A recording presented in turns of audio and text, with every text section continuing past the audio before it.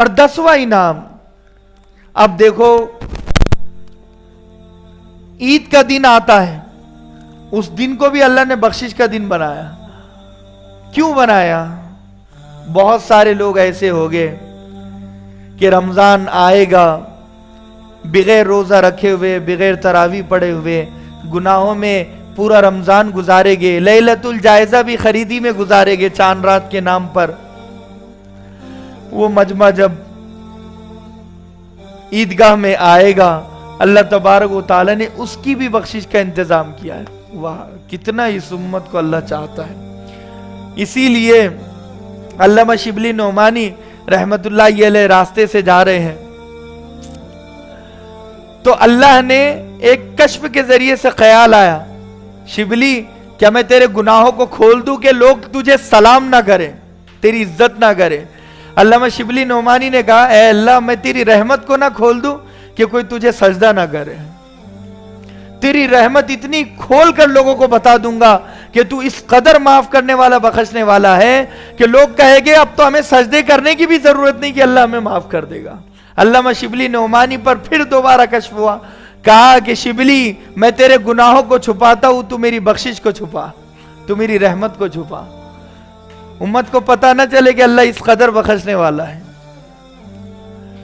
تو عید کا دن جب آتا ہے، عیدگاہ میں سب لوگ موجود ہوتے ہیں، تو اللہ جاننے کے باوجود فرشتوں سے پوچھتا ہے کیا بات ہے، یہ لوگ کیوں جمع ہیں؟ تو فرشتے اللہ سے کہتے ہیں اللہ یہ مزدور ہے، انہوں نے پورا مہینہ مزدوری کی ہے، اب یہ اپنی قیمت چاہتے ہیں. اللہ کہتا ہے کہ ان کی قیمت انہیں دے دو. کیا مانگ رہے ہیں؟ کہا کہ اللہ معافی مانگ رہے گناہوں سے، بخشش چاہتے ہیں. کہا قوموا مغفور لکم، سب بخشے بخشائے کھڑے ہو جاؤ اپنی جگہ سے. ہر فرشتہ عیدگاہ کی ہر صف کے سامنے کھڑا ہوتا ہے اور ہر عیدگاہ میں نماز پڑھنے والے آدمی سے مصافحہ کرتا ہے. اسے پتہ نہیں چلتا لیکن وہ مصافحہ ہوتا ہے. یہ کیوں رکھا؟ کیونکہ بہت سارے شرابی کبابی رمضان بھر ایسے ہوتے ہیں جو مسجد میں آتے نہیں ہیں، لیکن عید کے دن خوشی میں سب آتے ہیں. روزہ چھوڑنے والے بھی، سود خور بھی، اور زنا کرنے والے، شراب پینے والے، سٹا کھیلنے والے، مٹکا کھیلنے والے، ہر آدمی عیدگاہ میں آتا ہی آتا ہے، عید کی نماز پڑھنے کے لیے آتا ہی آتا ہے. جو بھی آئے گا بخشا بخشائے اسے کھڑے کر دو. پھر اللہ تبارک و تعالیٰ کہتا ہے فَبِعِزَّتِي وَجَلَالِي، میری عزت کی قسم، میرے جلال کی قسم، مانگو، آج میں تم سے راضی ہو گیا، کیا تم مجھ سے راضی ہو؟ اللہ ہم سے سوال کرتا ہے. اللہ اکبر، میں تم سے راضی ہو گیا، کیا تم مجھ سے راضی ہو؟ فرشتوں سے کہتا ہے انہیں پوچھو کہ تمہارا رب تم سے راضی ہو گیا؟ کیا یہ اپنے رب سے راضی ہے؟ جو سوال حضرت ابوبکر صدیق سے اللہ نے کیا تھا، وہ سوال اس امت سے کیا جا رہا ہے، اس امت کے گناہگاروں سے کیا جا رہا ہے. عیدگاہ میں عید کے دن اب کیا ہونا ہو رہا بتاؤ آپ؟ اللہ کہے گا کہ آخرت کے بارے میں جو مانگنا ہے دے دو، مانگ لیا، تمہاری دعا ہم نے قبول کر دی، لیکن دنیا اگر مانگ رہے ہو تو ہم مصلحت کو مد نظر رکھتے ہوئے دیں گے، جتنی مفید اتنی دیں گے. اور 11واں بخشش کا بہانہ کہ اللہ تبارک و تعالی، اللہ کے نبی صلی اللہ علیہ وسلم نے فرمایا من صام رمضان ایمانا و احتسابا غفر اللہ له ما تقدم من ذنبه، کہ جو ایمان اور احتساب کے ساتھ روزہ رکھے گا اللہ اگلے پچھلے گناہ اس کے معاف کر دے گا. ایمان اور احتساب کہتے ہیں ایمان یعنی یقین ہے مجھے اللہ میرا روزہ قبول ضرور کرے گا، میں اللہ کے لیے رکھ رہا ہوں، اللہ کو راضی کرنے کے لیے. احتساب کہتے ہیں مجھے دنیا کو دکھانا نہیں ہے، اپنے روزے کی حفاظت کو احتساب کہتے ہیں. روزے کی حفاظت، روزہ تو لوگ رکھتے ہیں لیکن روزے کی حفاظت نہیں کرتے. روزے میں جھوٹ، مکاری، چغلی، غیبت، کوئی ٹی وی دیکھ رہا ہے، کوئی گیم کھیل رہا ہے، اور کوئی سٹا اور مٹکا کھیل رہا ہے، کوئی پتے کھیل رہا ہے، کوئی ہنسی مذاق اڑا رہا ہے، کوئی کچھ بھی کر رہا ہے، تو یہ روزے کو آپ نے بچایا نہیں ہے. تو یہ لوگ نہیں، جو لوگ اپنے روزے کو بچاتے ہیں وہ لوگوں کو اللہ کہے گا اگلے پچھلے سارے گناہ معاف. دوسری حدیث من قام ایمانا و احتسابا غفر اللہ لہ ما تقدم من ذنبہ، جو رات کی تراویح ایمان اور احتساب کے ساتھ پڑھے گا اس کے اگلے پچھلے سارے گناہ معاف۔ رات کی تراویح ایمان یعنی ہر سجدے پر اللہ مجھے کچھ نہ کچھ ضرور دے گا۔ دیکھو تراویح میں کتنے سجدے ہیں؟ 40۔ کتنے ہیں؟ 40 سجدے ہیں۔ اور پورے مہینے کے کتنے بنے؟ 1200 سجدے۔ کتنے؟ 1200 سجدے۔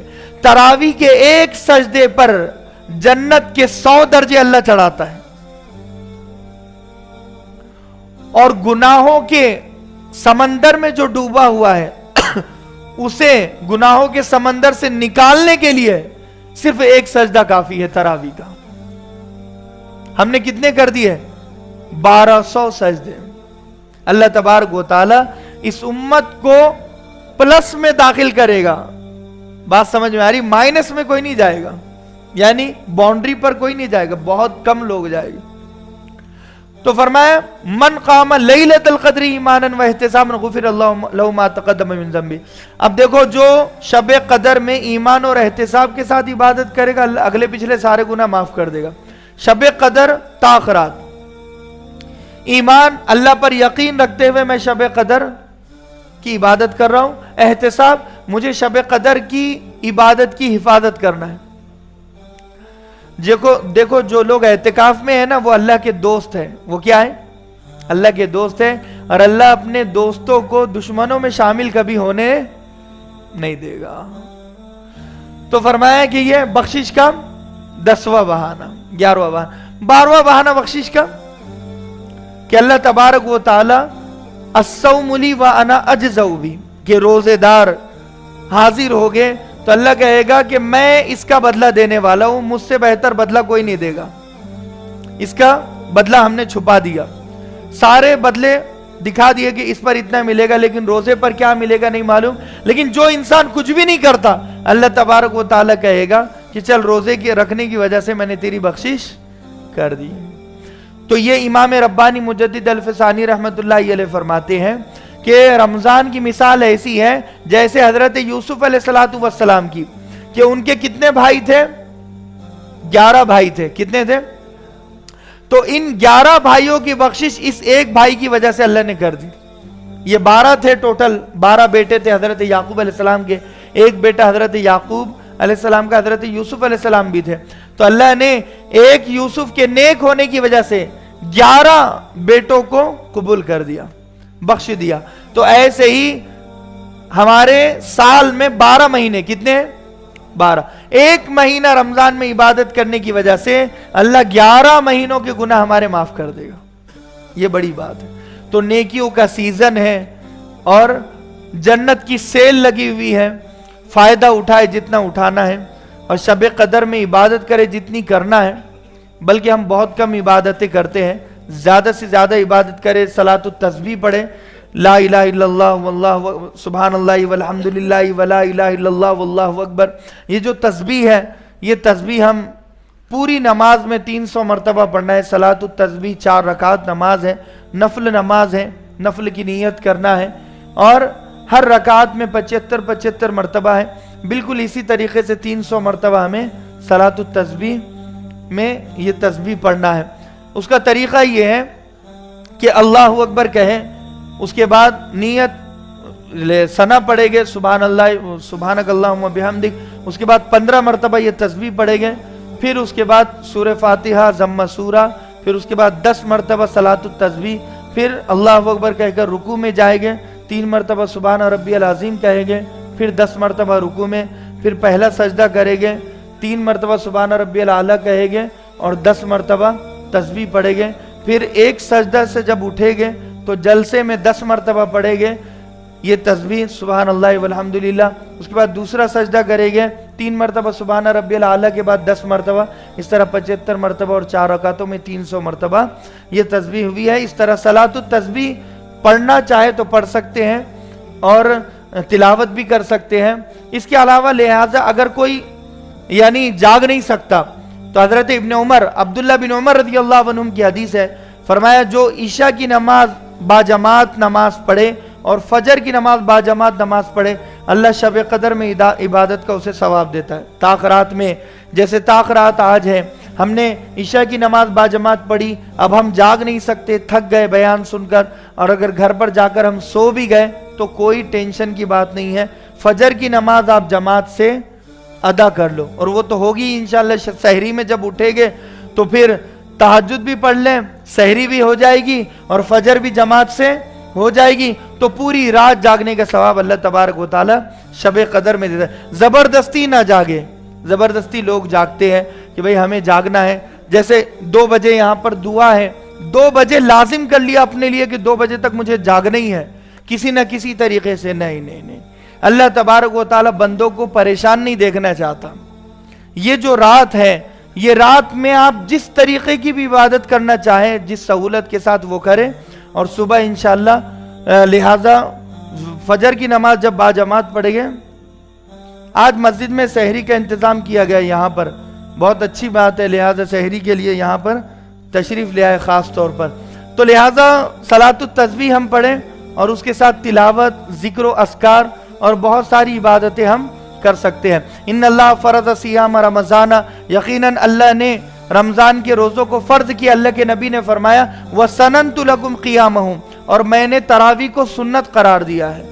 تو ہم تراویح سے بھی محبت کریں، قرآن سے بھی محبت کریں، تلاوت کریں، ذکر و اذکار کریں، اگر تھک گئے ہیں تو سو جائے، لیکن فالتو ٹائم پاس نہ کرے کہ کہیں پر بیٹھ گئے، گاڑی گھما رہے ہیں، سگریٹ پی رہے ہیں، بیڑی پی رہے ہیں، یا پھر ٹائم پاس ہو رہا ہے وہاں پر، ہنسی مذاق چل رہا ہے وہاں پر اور ہنس رہے ہیں۔ اس رات میں جتنا عبادتوں کا ثواب کئی گنا ہے، اتنا اس رات کی ناقدری پر اللہ ناراض بھی سخت ہوتا ہے کہ شب قدر ہے اور یہ ہنس رہا ہے، اور یہ ٹی وی دیکھ رہا ہے، گانے سن رہا ہے، چغلی کر رہا ہے، غیبت کر رہا ہے، تو ایک غیبت کا گناہ نہیں ملے گا وہاں پر، 70 غیبتوں کا گناہ ملے گا، کیونکہ نیکیوں کا بھاؤ بڑھا تو گناہ کا بھی تو بڑھے گا نا۔ بات سمجھ میں آ رہی؟ ترازو میں برابر سرابر تولتے ہیں نا، تو یہاں پر نیکیوں کو اتنا بڑھا دیا تو گناہ کو پھر کچھ نہیں، گناہ کرنا ہی نہیں ہے، ایسے سمجھ لو۔ اس رات میں گناہ سے بالکل بچنا ہے، کرے گی بھی سب۔ اللہ تبارک و تعالی سے دعا ہے کہ اللہ کہنے سننے سے زیادہ ہم تمام کو عمل کی توفیق نصیب فرمائیں۔